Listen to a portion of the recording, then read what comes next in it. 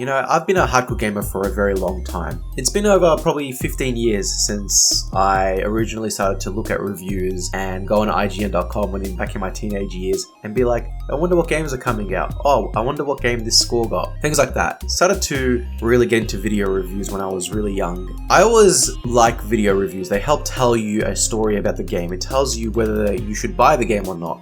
There's some people out there who go, don't trust reviews because, you know, the reviewer's biased or gets paid, you know, buy it with your own money and find out.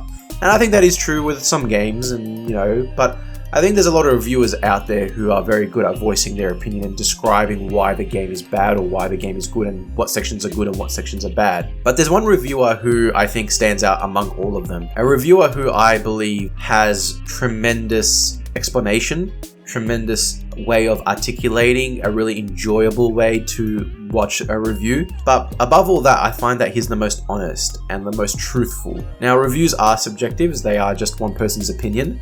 But when I look at this reviewer individually, I actually see a person who's not selling out, not trying to cram stupid ideas in there. They are honest critiques, and I think he's better than a lot of them.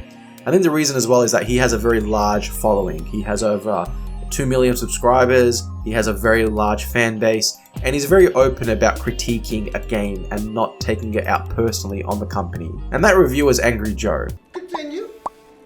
I read good!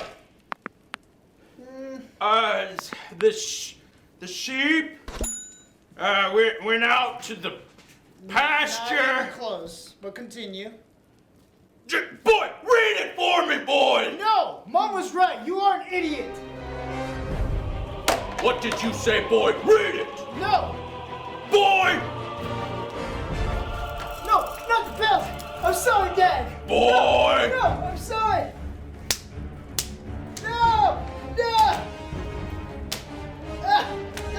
I'm sorry! Boy! When I watch Angry Joe and I see the thumbnail of about 30 minutes, I look at it kind of like, okay, this is going to be an enjoyable 30 minutes. And I get my food ready and I get my coffee ready and I just enjoy the show.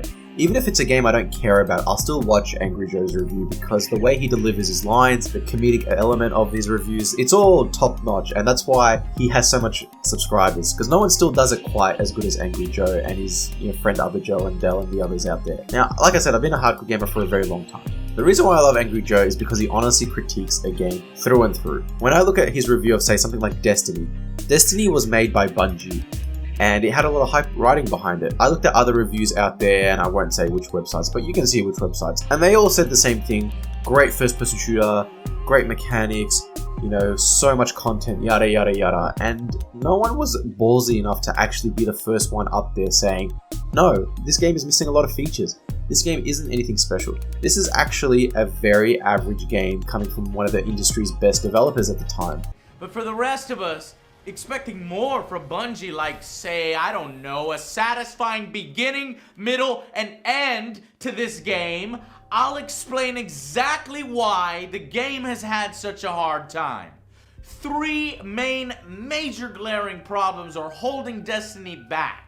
Its lack of competent storytelling, its repetitive, downright amateurish mission designs, and its extremely frustrating RNG loot, meaning completely fucking random loot drop, okay?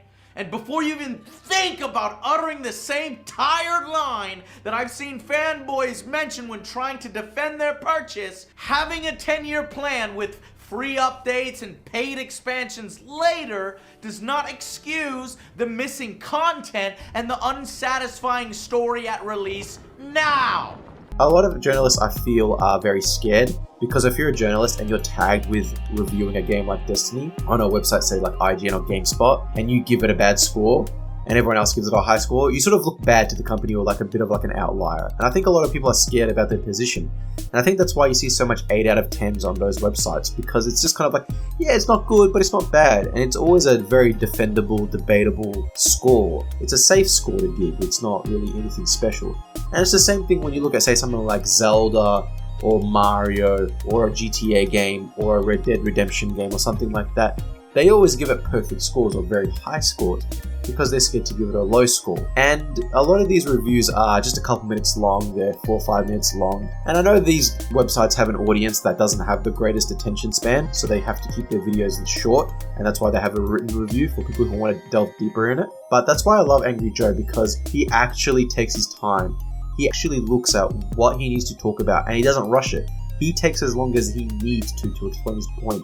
And his videos are long, but the way he engages the viewer is through great comedic elements. Witness my true power!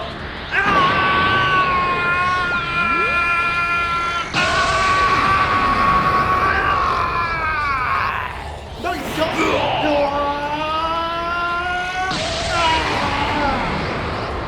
Ha! Prepare for your end!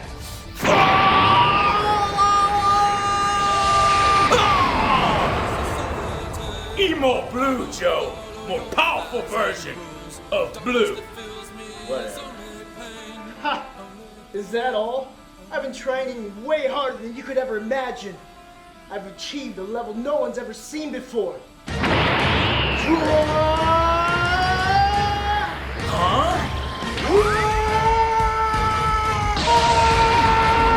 No, Joe, don't!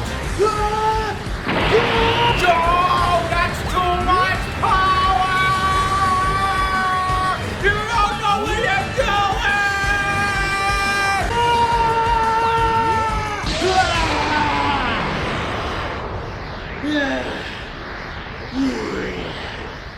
You're witnessing true power. My back. And I love these comedic elements. I've watched his reviews multiple times with no intention of buying the game, but because his comedic elements are so funny and so unique, like I said, no one does it quite like him, and I love that about him. But what I love about him more than anything is his honesty. He's not a person who advertises, he's not a person who tries to showboat about how good he is. He's a very honest person. He's honest about his passion for games. He's honest about his thoughts about a game. He doesn't take it personally on the developers. He doesn't actually go out there looking for arguments. And this day and age where you see a lot of big YouTubers make some silly mistakes about getting into fights or saying things they shouldn't say, Angry Joe's remained relatively clean. I mean, the guy is really not in the media much at all when it comes to negative premise or negative reaction or anything like that. He doesn't do anything negative about his content. You know, he's a very clean-nosed sort of person. He doesn't really get into trouble. And I love that about him. I think as well, when I look at Angry Joe, he also does a very good job of covering the biggest games. I can't imagine it being very easy to talk about games sort of and put the production that he does, and that's why he does his smaller segments or gets Dell to review some games. But he talks about everything. He talks about the story, he talks about the characters. A review of Red Dead Redemption 2, and he talked about the guns and how it can kind of pull you out of the experience when there's witnesses and things like that. No one talks about these things. And when he talked about the online multiplayer in games and defends microtransactions, developers don't want to talk about that stuff. They're very scared to do it. Some journalists did talk about microtransactions when Star Wars Battlefront 2 came out. It took them years before they finally got up the courage to actually take points off a game because of the microtransactions. And I love Angry Joe's approach. If you're making a game specifically designed to make microtransactions so you can bait people in, you are not a good game. It's not a fun game. You are trying to get me to pull out my credit card and play games. That's not what gaming is about. Gaming is meant to be about a joyful experience, a fun experience, an interactive experience, where you're meant to be immersed in a world and have fun with friends, or go through a nice story-based game. You're not trying to get me to spend extra more money and skins and unlockables through these greedy-ass corporate ways, and he calls them out for it every damn time. He called it out in Mortal Kombat. He was actually man enough when he was interviewing Ed Boon, the lead designer of Mortal Kombat. He was actually man enough live during the interview to actually tell him, what are you doing? Please do not make the same mistake you did with the previous Mortal Kombat and make microtransactions and solve it. Questions from the fans. You know what? I am Angry Joe. I gotta do my job, so I gotta ask you something. Pissed off. I was watching, some of the challenge towers have like one-time use consumables. I was seeing like 99-time consumables and stuff because they unlocked it for us. And then also, the different gear pieces and the skins, like maybe I thought I saw something mythic, or that could have just been tied to what it was called. But I was getting a little bit worried of the microtransactions. Now, you guys did a great job in MKX. Initially, I got confused at first, but I thought the system was well done. Yeah. am I gonna have to get angry? Is there gonna be microtransactions, mobile game type of stuff? Yeah, I guess, and I don't. Now, Mortal Kombat ended up doing it again, and he kind of did tell people how he was. But I love that he's not afraid to actually tell people, developers themselves, face to face, what are you doing? What are you trying to do with these people? What are you trying to do with this game design? Even when you look at Fallout, how much he makes fun of Fallout. Fallout 76 was such a disaster from top to bottom because no one was really asking for a multiplayer Fallout game. And what we got was terrible. Now, to be fair, I haven't played the game personally, but I don't need to see a game that looks bad. And when Angry Joe does a review, just absolutely ripping into one of his favorite franchises, he's critiquing it because he loves it. And he's like, what have you done to my franchise? It's his form of communication. It's his way of saying, hey, what have you done here, Bethesda? This isn't good enough. I really wish that you could do better. And he pokes fun at it and the developers and things like that in his own way. And his audience loves it. And I love that he calls out them personally and says, you can do better. It's his own way of articulating it. He also doesn't try and put mid-segments of advertisements or try and sell you products unless he really believes in it. He does do it sometimes, but very rarely. I love that he got a PlayStation as well, because that was one of my critiques with Angry Joe when I was first seeing him. He was primarily a 360 and PC player. He didn't really get into the PlayStation ecosystem. And I love the PlayStation and PC. That's my ecosystem. That's where I am at. So he didn't really speak to me about the PC. But usually what I find myself doing, and I love games a lot, is when I play a game, I watch Angry review afterwards if he's done a review about my game. Now, he usually does it a few days afterwards, but when I see the review after I played the game, the guy just calls it like it is. He critiques a game's story. He critiques a game's gameplay and presentation, and basically says to you, this campaign's only 4 hours. 4 hours, what are you doing with this title? There needs to be more content, rather than you adding this, and he actually gives suggestions to the developers. I love this approach. This is one of the best reviewers on YouTube, and I wish more people would do it like him. These were some of the reasons why I love Angry Joe. He has a great personality, you can't help but love the guy, and he's in a really good position where he doesn't need to lie. He gets enough money from his ad revenue and traffic on YouTube that he doesn't have to resort to dodgy tactics or very controversial topics or ratings and things like that. He's just a down-to-earth, real guy who I can rely on to inform me of my purchasing decision before I buy a game. And in the end, isn't that why we all watch game reviews?